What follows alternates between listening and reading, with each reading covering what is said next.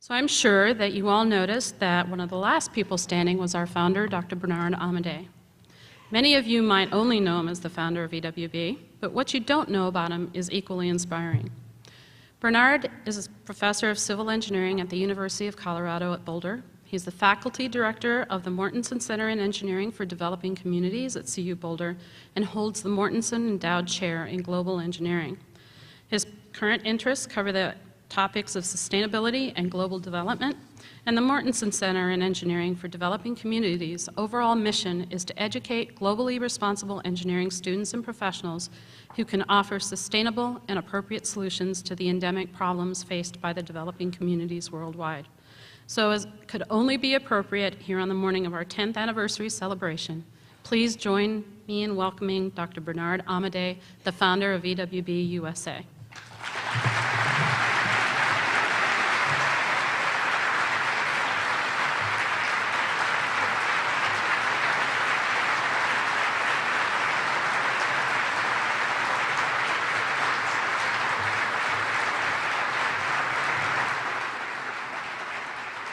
Good morning, everyone. I want to echo what Kathy said, and happy anniversary to all of you who have made this experience of engineering, Engineers Without Borders, a reality. Somehow it's not working well. Oh, you know, I'm going to stick to this microphone here.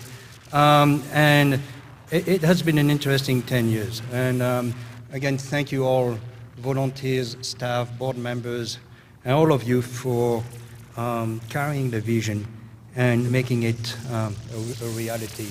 And really, ultimately, it's really changing the face of the world and making the world a better place. I decided to, side remark, I'm a little bit disappointed since I'm in Las Vegas that there was no opening show. I expected the EWB Rockets or the board to set up on stage and play guitar, but I assume I will have to wait for 10 more years to see that. So, the title of my presentation is The Power of the Story. And it's the power of our story, of your story, of my story, the story of Engineers Without Borders. It's the power of it to change the world, not only to help and lift millions and hundreds of millions of people out of poverty, but also the potential, the power of our story is echo. You want me to turn off the system, one or the other, but it's very annoying. I have to entertain those people for 45 minutes. I need to be comfortable about it. Okay, is that good? All right, so it's really the power of lifting up millions of people out of poverty, but also the power that we have of changing engineering education for the better, and believe me, it needs it, and also changing engineering practice for the better, so that we create engineers who are not just really good at using their left brains, their technical know-how,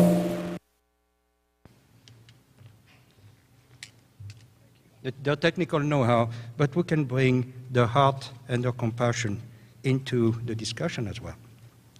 So The Power of the Story is a title that I borrowed from a book called Ishmael by Daniel Quinn. And Daniel Quinn talks about the discussion between a great ape and a human, and talks about how each one of us has a story to say, a story to tell. And in fact, if there was no story, there would not be any Engineers Without Borders. If there was no story, we would not be in this room today. So I urge you over the next few days, or even next year or so, to sit down with your own story and look at why you are so excited about Engineers Without Borders. What does it mean to you? Engineers Without Borders is more than bringing technology to faraway lands and getting smiles and feeling good about yourself. Engineers Without Borders has a very strong contemplative type of component, a very strong heart type of component. And my presentation today, you will see, is going to have an engineering component to it, but it also has a very strong contemplation component of it, contemplative component. Short of that, it's hard to comprehend how we are changing the world and how the world can be a better place. So it's really bringing the human into the discussion, not just the engineer. Obviously, you know my story, and I'm not going to bore you with it. It's about now 10 years old, but you know, it's really started by accident. As you know, you have read about it. Some people came to my backyard and they told me about needs of Mayan Indians, young Mayan Indians in Belize, and a few years later they sent me an email, and I went there in March, April of 2000, a little bit more than 10 years, and to visit that village and really came across that group of little girls. Our job was to carry water essentially back and forth from the river to the village, and they asked me, "You're a civil engineer. Therefore, can you come up and help us?" As I mentioned to you before, you heard me say that, you know, they told me, well, you know, we need the problem solved now. And we don't care if you can come back 6 months from now. We need our problem now. Our little girls here cannot go to school and they spend their time carrying water. So that was the beginning of the story. And it really broke my heart. Of course, I had done voluntary work before that. I've always integrated volunteer work in my life. Before Engineers Without Borders, I served as an intake person at the Boulder Shelter for the Homeless. Before that, I was a clown. I went to clown school, pretty much the only one in this room that has a clown degree. And my name was Frenchy the Clown. I can clown if you want me to do it. Actually, I have a show in downtown Las Vegas tonight. That's how I raise my money. But the clown stuff was really interesting because I was working mostly with young children with cancer at Children's Hospital in Denver. And it was an interesting experience of pain and awe and wonder and humility. Because as a clown, I could not go into a room and tell the person, "How are you?" Imagine stepping into a room where a child is dying of cancer. What are you going to say? How are you? I mean, of course, that's such a stupid type of question. So being a clown Frenchy taught me how to be humble and how to not only use my head, but also use my heart. And I found that in many ways, the work of Engineers Without Borders requires essentially the same types of skills. You need to bring your heart. There's a very strong contemplative component of the power of the story here. So I urge you to read that book, Ishmael, because Ishmael, essentially the great ape that talks to the human there in that book, talks about how each one of us is stuck into a story. We cannot not have a story. In fact, if we don't have a story, we need to create one. And you know that you're in a story when you hit, according to the ape, you hit the walls of the cage. And once you hit the walls of the cage, you're looking for a door, and you are stepping, in our case, also in another cage. But it's important to understand that whatever you are, whatever I am, we are conditioned by a story, stories of stories that bombard us and essentially define who we are. And the way we look at our stories also depends on our perception and belief system. So I urge you to read that book because it's a great book about the power of the story. And again, Engineers Without Borders would not be here without that power. And power times time gives you energy. We all know that. And there's plenty of it among Engineers Without Borders. Now, I can tell you about my story, my personal story, and it really, that trip to Belize really changed my life there forever. I had no clue about what I was doing, to be frank with you, and I still don't have a clue about what I'm doing. And very often I talk to Frenchy, and he tells me what I should be doing. But I think the story of Engineers Without Borders has to fit into a much bigger story, which we can call the universe story. I'm not talking about religion here, I'm not talking about spirituality, I'm really talking about compassion and the action that comes along with compassion. I think we cannot help remember that we are part of a greater story. 13 billion years of intelligent evolution that is still in the making today. And it is in that big story that Engineers Without Borders was born. A story of connection. All things are connected. Man did not weave the web of life. He's merely a strand in it. That was Chief Seattle in 1854. My experience that has been over the past 10 years in working in various areas of the world and with various students and various colleagues has really emphasized this interconnectedness. And for those of you who go to the field and you may have seen it, you know what I'm talking about. All in a sudden, it's a different culture, it's a very strange place, but somehow there's a certain connection that exists there. It's that universe story. We need to start there, and within that universe story is the story of Engineers Without Borders. In many ways, Engineers Without Borders, if you want to be an Engineers Without Borders, a student or professional, you need to be connected to that big story. You need to remember or become aware that each one of us is a global citizen of this great story. And by the way, the term university, for those of you who don't know about it, comes from universe. When the great schools of the 1200s, 1100s were started, they were created for young people to find their place in the universe. Wow! Is that the mission statement of our universities today? Probably not. Most universities today is to crank up a bunch of graduates there and put some numbers. Sorry, that's not the mission of the university. How many of you in a university setting, in your engineering education, and I'm talking about not only the young students today, but those who took classes 10, 20 years ago, have been exposed to reflection and contemplation and wholeness? A sense of that we all belong to something larger. Well, you can call it whatever you want. I'm not talking about religion here. I'm talking about interconnectedness. If we are not interconnected, if we do not remember our interconnectedness, then I'm sorry, the work that we are doing with Engineers Without Borders can be misplaced and can do more harm. So in other words, there's an aspect of the work of Engineers Without Borders which is introspective. I rarely talk about it, but I'm coming out of the closet there because short of having this compassion, this sense of action, this sense of wholeness, the work of Engineers Without Borders might be just futile. And that type of connectedness, that type of sense of belonging is missing in our institutions today. Many of our institutions are actually not doing very well, and that's really sad. I'm talking about political institution, economic institution, religious institution, educational institution. There's really a crisis. And if we want a sustainable planet, believe me, a sustainable planet is a planet that is peaceful.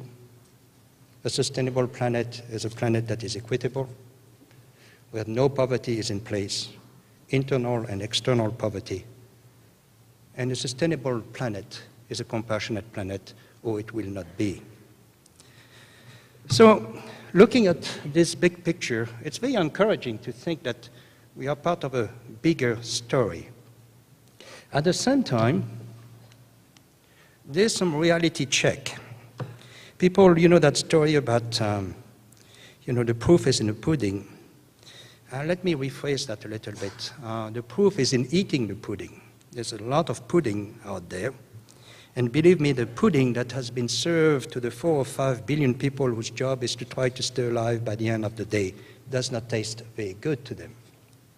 Except that that pudding is a bit different from the pudding that we, the rich countries, are eating. When I look at poverty, and I'm working on a book right now, about 210 pages written, and hopefully it should be done during the summer. It's the introduction of my book, and where essentially I compare the launching of a Saturn V rocket with the launching of people out of poverty. I mean, for those of you who have been around for quite a while, you remember the Saturn V rocket. It's what, 7.6 million pounds of thrust at the beginning? Wow, that's very impressive, that we can conquer gravity. Now, gravity is not easy to overcome. Yeah, we can look at the technology, but look at what we have to overcome to bring mankind into space: gravity. Well, the same way as it took a lot of effort to lift that rocket off the gravitational field, it takes a lot of effort to lift people out of poverty. And instead of gravity, we have a bunch of forces that are essentially preventing us from lifting millions, hundreds of millions, and a few billion people out of poverty. We need today the same vision, the same will, the same commitment, the same leadership that we saw in a space program in the 1960s, 70s, and 80s, and 90s to lift people out of poverty. Short of that, that will not take place. So what are those forces? Those forces are addictive and additive. Since we are a bunch of engineers, we know that forces can be additive there. And they have different names that essentially permeate all of our institutions: apathy, intolerance, dogmatism, lack of compassion, fear, violence, power, ego, greed, corruption, consumption, ignorance, denial, hatred, exclusion, competition, politics, jealousy, and so on and so forth. Now, these are undermining all of us. They are often part of the story that we are told or made us to believe in. None of us are excluded from those components. As long as we have those components, and as long as we have our basic human characteristics: bounded rationality, limited certainty, limited predictability, indeterminate causality, evolutionary change, heuristic approach to complexity and change, and our pathological forms of behavior, at least for me, it is hard to envision a sustainable, equitable, and peaceful planet anytime soon. Now, obviously, I'm not here to give you a downer, and again, I'm going to bring essentially my friend Frenchy the Clown into the discussion there. But that's the reality. Let's not fool ourselves that our story, the stories that we are playing on a daily basis on this planet, that permeates our institutions that we have to interact with as EWB engineers. The story is somewhat mentally disturbed, right? There's something that got lost into the translation between the universe story that I presented earlier and what we have being done, every day on this planet. But there's hope. Now, there's hope, and I'm going to play here the game of an alien coming from outer space. So I'm coming from outer space, and I come to your planet, and I look at the numbers, and I say, whoa, this planet is somewhat dysfunctional. These are numbers there: 1.2 billion people do not have clean water, and so on and so forth. 29,000 children die every day for reasons that are purely preventable. And in many ways, those numbers are a true reflection of the dysfunctionality of our institutions, what I presented earlier. That's the outcome. That's the manifestation. There's a quote from a theologian of the 12th century which deals with inner work and outer work. Think about the inner work of Engineers Without Borders and the outer work of Engineers Without Borders. I know the outer work of Engineers Without Borders. You guys are great. You don't have to convince me that there's compassion in this room. You don't have to convince me that you guys want to make the world a better place. What I have to convince is people in the universities, the deans and the chairs of department and colleagues who do not see that new vision that you guys are carrying. Also have to convince companies that they have to change their slogans, how they present themselves, because you guys have the right to decide where you want to work. If you cannot find compassion, if you cannot find smiles, if you cannot find meaning in the university where you're at, hey, does Vidania quit, go to a place where they offer it? You have the right to demand meaningful engineering education. Likewise, all of you are going to graduate or have graduated, or some of you may want to change job. You have the right to come to a company and say, how is your social responsibility? And if the message they tell you is, well, you know, we contribute to NPR because it sounds good and it brings us more money to the organization, get out of there and find a company that walks the talk. So there's a message here. If there are a few deans and a few chairs of department, and there's a few CEOs of companies and VPs and so on, change the way, change your story, because the young people, the EWB generation that is coming out right now from the schools is changing the planet for the better, and they have the right to get meaningful jobs and meaningful education. And I urge you to go where you find that. And we can talk about it, but the EWB experience that you have experiencing or you have experienced before is for a lifetime. Imagine, after 4 years of EWB excitement, you end up into a cubicle working for company XYZ, where you breathe some recycled air, you have artificial light, and since you are the junior one in town, you have a cubicle without a window. Excuse me, but who wants to work in that kind of environment? That's anticlimactic to the work of Engineers Without Borders, and therefore you ought to demand, not even ask, meaningful jobs, meaningful education, and go where those meaningful jobs are and meaningful education are. You are in the driver's seat. And to the deans and the civil, and to the deans and to the chairs of department who don't offer that, you know, the Stone Age did not stop because we ran out of stones. It's time for the dinosaurs in our institution to step out and go out. You know, when someone asked Niels Bohr, how do you think physicists are going to accept the field of quantum mechanics, a new science, fantastic. Niels Bohr said, there's no way you can convince the old-timers to change their mind. They will die, and the new ones are going to jump on a new mindset. Yeah, we have dying institutions, we have dying corporations, so be it.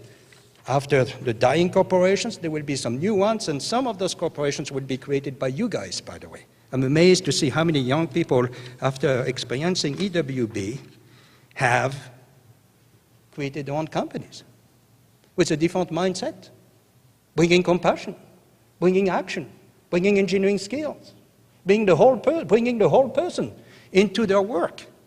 These are the young people, and I'm talking about the CEOs and VPs, that you want to hire. And the EWB generation is pretty damn cool. It's very impressive. And you want those people to be the future of the engineering profession. You want to hire them. And I know that many corporations were represented in a room here today. You are the exception rather than the rule. And you are essentially walking the talk, and I want to thank you for that. I'm an alien. I'm still coming on my spaceship there, and I see this. 2.2 billion children in the world, more than 50% live in extreme deprivation. That doesn't sound like a very impressive type of world to me. Then I go to see the poor. And in writing my book, I came across a series of 3 reports that I urge you to read by the World Bank. It's very rare than when I upload the work of the World Bank. If you really want to sleep at night, if you have a problem with insomnia, Read a World Bank report. It works all the time. It's just amazing how much nonsense they put in those reports. But there are a few good ones, and these are the 3 ones called the Voices of the Poor.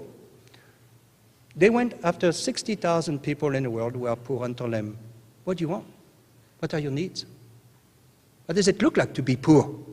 Is it about money? Because often poverty is associated with economic growth, right? GDP or HDI, all those terms there. Higher they are, therefore everybody should be fine. Well, that's fine maybe at the nation level, but you have seen, like me, at the local level, at the community level, it's a different picture altogether. So the HDI, the GDP, GNP, GNI, all that stuff there, you can throw that out of the picture. But those 3 reports talk about the voices of the poor. So as an alien, I read those reports, did not fall asleep. And it's not really those reports, I'm just summarizing what the poor are saying. Poverty is pain. Pain, psychological pain, physical pain. It is pain.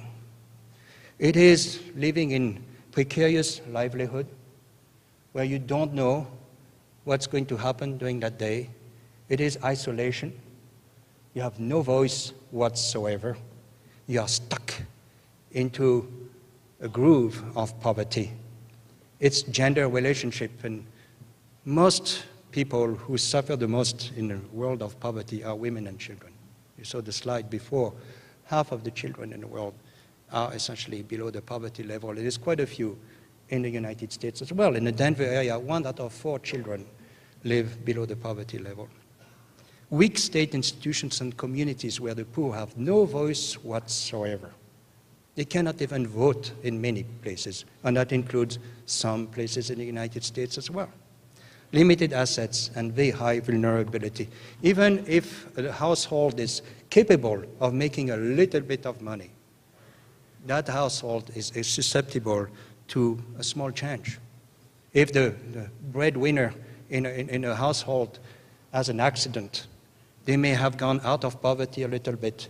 Those people will fall back into poverty in no time. In India, someone has to marry a daughter, save some money. The little money they have saved essentially has to go for supporting the daughter in a wedding. That will bring people back out of poverty. In other words, the poor are extremely vulnerable. You can see that there's nowhere here where poverty is a lack of money. In fact, if you look at poverty reduction, I hate that term, and you heard me say that before, because it's extremely demeaning. Don't tell people they are poor.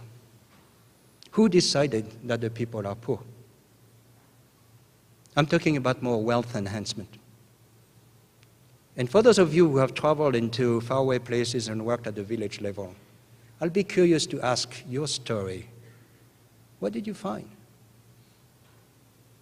You probably found more smiles and more compassion and more caring and more community spirit that you found in your own communities or at the university. Finding a smile on campus is a very rare occasion. Why do you think I became Frenchy and I put a mask on my face so I could smile and dance at the middle of the road? Because I cannot do that as an engineering professor. Supposed to be congested and constipated in a classroom, supposed to stand in front of 40, 50 people and tell them everything I have to know. Did you know that the concept of a classroom was invented about 1200, 1300 with the first universities because there were no books? And the intent was simple. One guy, usually a guy, stood in front of a bunch of wannabe people and told them a story for an entire semester, years or 4 years and so on, and that was it. That was it. That's why the classroom was invented, with rows and columns, very linear thinking, one guy standing there and 40 suckers essentially trying to suck it up for the next 4 years. Whoa! We are using the same type of model 700 years later. Woo! As an alien, I would say, man, those guys are very primitive here, okay? And I would walk around and I would say this. Not a pretty picture. I have to write a report, by the way, for for the Great Council on my planet, and I'm taking pictures. And I would look at this and I say, whoa, here there's a lot of people who have and some people who don't have. The world is not flat, my friends, though Mr. Friedman would want us to believe it's probably flat in the big capitals of the world, but when it comes to local conditions, the world is spiky, very spiky. And you can see that there are places, even within a country, where you have resources, in this case energy, and other places where you have absolutely nothing. So yes, it's fine to talk about development issues at the global level, a la Washington, D.C., a la World Bank, a la USAID, a la CARE, a la everything you want. But when it comes to everyday life, the world is painful for everyone on this planet who are poor. These are the people we are trying to address here.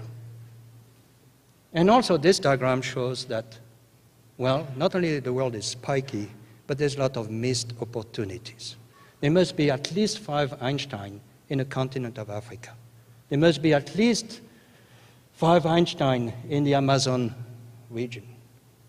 We need to empower the young people to be the change that they want to see in the world. And right now, those people who are poor are isolated, and part of our job is to bring them into the discussion. Same thing here. That's essentially health versus the GDP. Again, look at all the countries of Africa here. The world is spiky. The world is not flat. Some have more than others, and some are in deep pain. And as you have heard me say there, the kind of engineering that we do here to lift millions of people is called engineering for the other 90%. It requires a complete different mindset than what we have been using in engineering education and engineering practice so far. Completely different mindset. And I will get to that in a few minutes. Now, I talked about the poor, some poor, then there's priorities of the other poor. There's plenty of them around here, by the way. If you go to Las Vegas, 10 miles from here, you'll see a lot of poor. Now, I'm not talking about poor here in terms of different type of pain, too. And those people are completely effed up. Look at the planet today. We are spending in 2010, and the statement I'm making is not political or anything like that. You heard me say we spent $1.4 trillion on military expenditures last year, translates into about $30,000 a second. I mean, how many teachers could we hire every second, on our planet with the money that we are spending? Our priorities are completely insane. Insane! Look at the numbers. Alcoholic drinks in Europe, 105 billion in 1 year. Some have read around, again for my book, that the cost to get rid of poverty in the world. We have the know-how, we have the resources, we have the technology. We don't have the will, though, to do it. The cost to bring people out of poverty, that includes clean water, sanitation, energy, shelter, immunization, education, and so on, ranges between $40 billion and $150 billion a year. That's about 10 to 35 days of military expenditures per year. 40 to 150 billion, that's the range. It depends on who you talk to Jeffrey Sachs or you talk to Bill Easterly and so on. Those guys cannot come up with a number, but that's the range.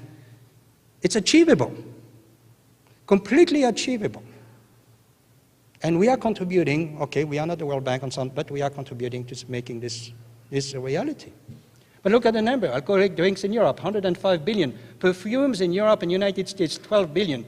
Business entertainment in Japan, 35 billion. Pet industry in the United States, 52 billion. I remember my wife and I were in London during the winter break, and we went to Harrods. You cannot buy anything in Harrods. And she said, you need a new pair of jeans. And I say, well, I don't like shopping. So, so we went there and looked at jeans, $500. And I don't know what it is, but the jeans today have a bunch of holes in them. I don't know what it is. But I never got that. So if you want jeans with holes, I can create some for you.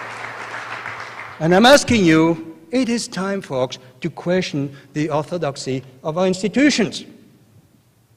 I'm a rebel, I'm French. What we do in France, we can and sell revolutions. Want to hear about revolution? Read the work of liberation theology of the 1970s in South America. Freedom.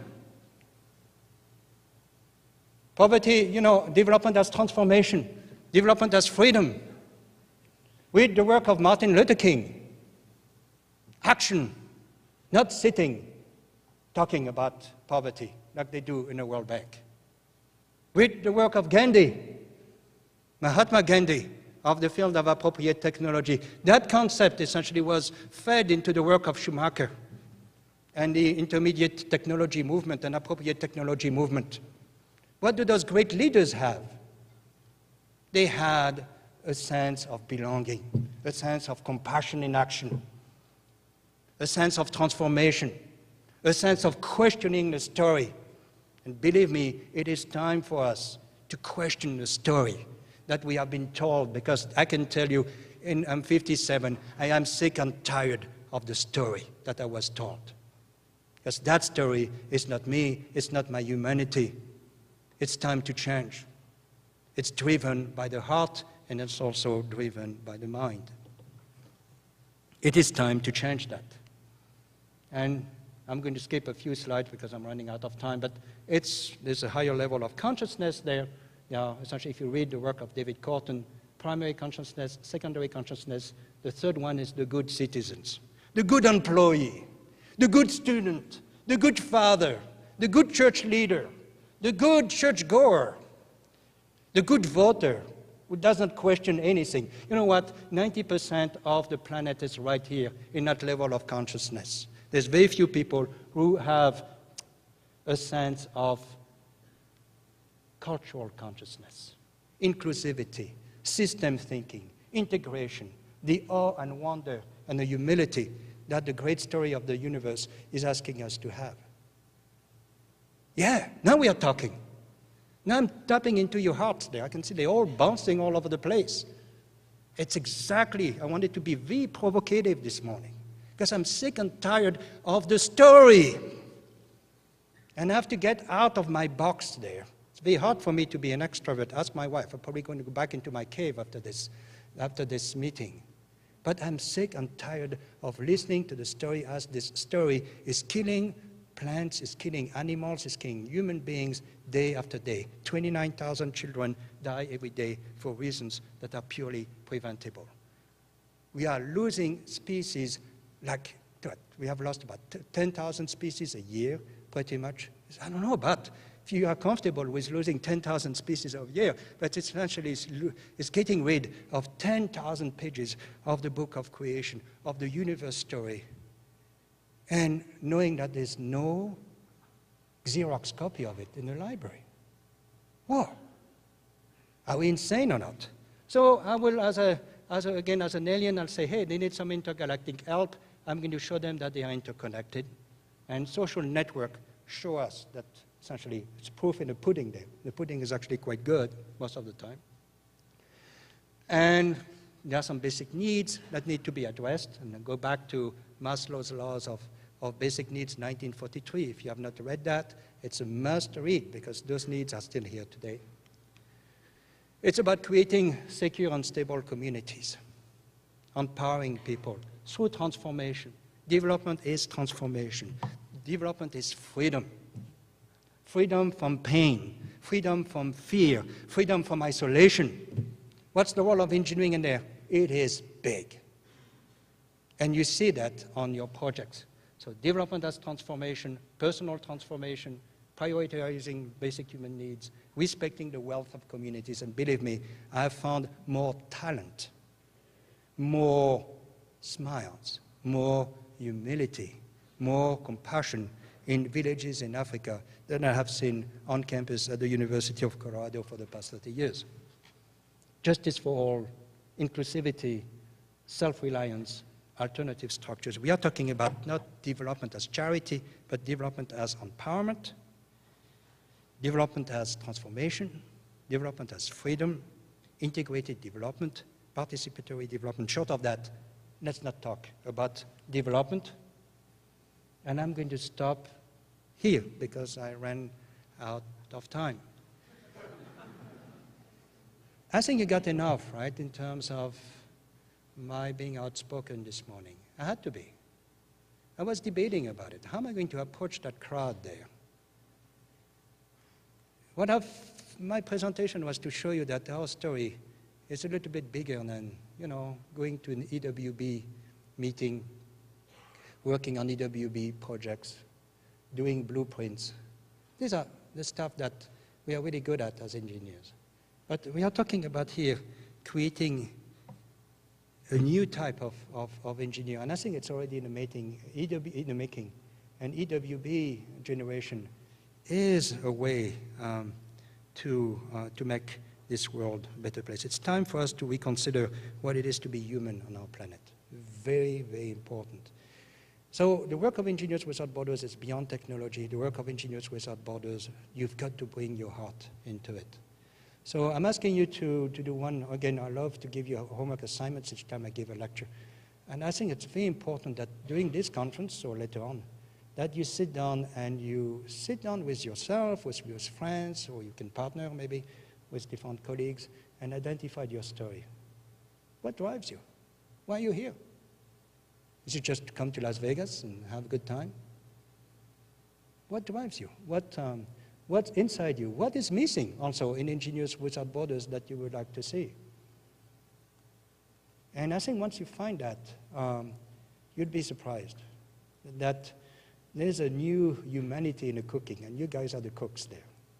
And I have no problem whatsoever as far as the future of the engineering profession, because it's in good hands. Thank you.